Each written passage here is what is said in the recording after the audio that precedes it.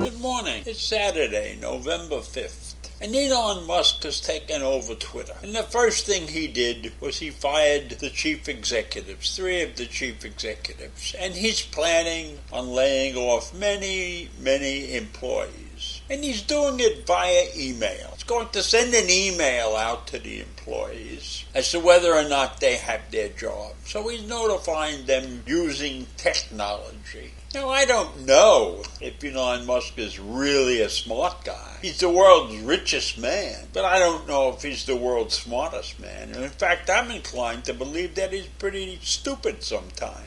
Because first of all, he gets involved in bidding $44 billion for this company. Then he gets sued. Then he gets entangled. Then he's backing out. And then he ends up with the company. And the first thing he does is fire important people. Now, Twitter has around 7,500 employees. And Musk, in his inimitable wisdom, is planning to cut that staff in half. And I know why. Why does he think that cutting it in half is going to make a big difference in the profitability of the company? Because, it seems to me that when you have billions of people that are using your product, 7,500 people is not an awful lot of people to be employed. And technology is not the easiest thing in the world to control, especially when you're talking about the spoken word and the meanings of words and the context in which sentences are created. And so, how can Musk even think of doing what he's doing on the spur of the moment? In fact, on Thursday night and into Friday morning, some Twitter employees began posting on the platform that they had already been locked out of their company email accounts.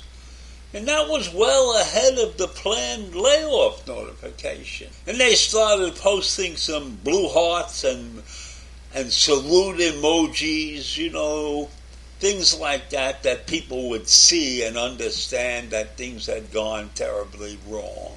So I don't know that he's had enough time to analyze the situation that's going on at Twitter. Is he really prepared to do this, to fire everybody? Not everybody, but a lot of people. Has he done his homework? I don't know. I mean, after all, he's running Tesla too, plus a couple of other issues, companies and things like that. So I don't know if he just makes a snap judgment and then races off. He's gotten rid of the whole board of directors at Twitter. So how can you do that? How can you kike over a company that's, that many people in the world depend on? I never use Twitter. I had nothing to do with Twitter. I don't even like Facebook. I have an account on Facebook, but I never use it. It's just there for people to send me lots and lots of pictures and happy tidings and whatever it is going on in their lives they send to me. I don't send anything out like that. The only thing that I prepare and send out every day is the rant, and I do that through YouTube. And so I have an account on YouTube. Aside from those 2 accounts, Facebook and YouTube, I don't have any other technologically advanced accounts. I did at one point have a LinkedIn account when I was working. I got rid of it, but I still get stuff from LinkedIn that tells me about former employees, and then there's people that want to be my friends and all of that stuff. But this is about Musk and the way he's doing business. Is he so impetuous that he has to clean house on the first day? And guess what? There are a bunch of employees who are going to sue him. They're claiming that he's violating the Warren Act. That's W-A-R-N. The Warren Act actually requires an employer with more than 100 employees to provide 60 days advance written notice prior to a mass layoff affecting 50 or more employees at a single site of employment. And I guess that Twitter fits those parameters.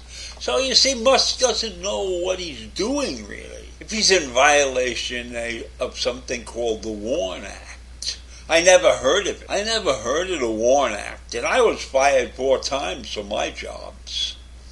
And I deserved it twice. I did something that was really against the rules of the company, so to speak. But the other 2 times they fired me because they thought they could find somebody better to do my job.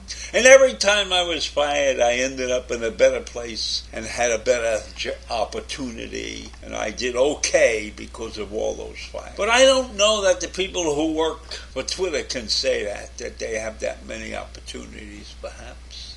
And this is an ugly way that he's doing this stuff. So he's got a lawsuit on his hands. He's got a company that's in disarray. Gotten rid of the board of directors. Fired the senior executives. And I don't know what he's done, what his plans are, how he envisions raising Twitter above the level that it's already reached.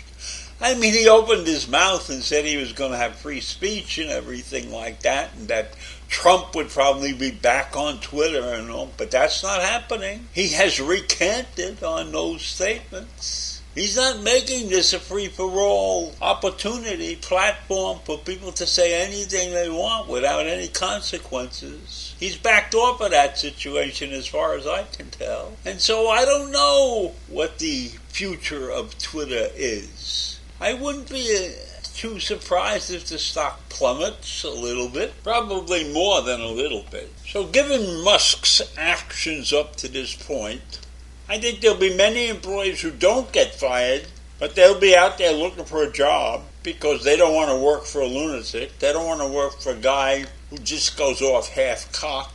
At least if I was sitting in that situation, I would be probably getting ready to hunt for another job. And even if I was chosen to be one of the selected people under his wing, how could you be comfortable working for somebody who is so impetuous?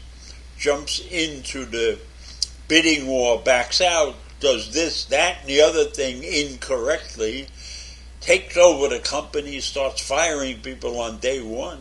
So even if you got a job there and you stayed there, you got to be on tenterhooks or whatever.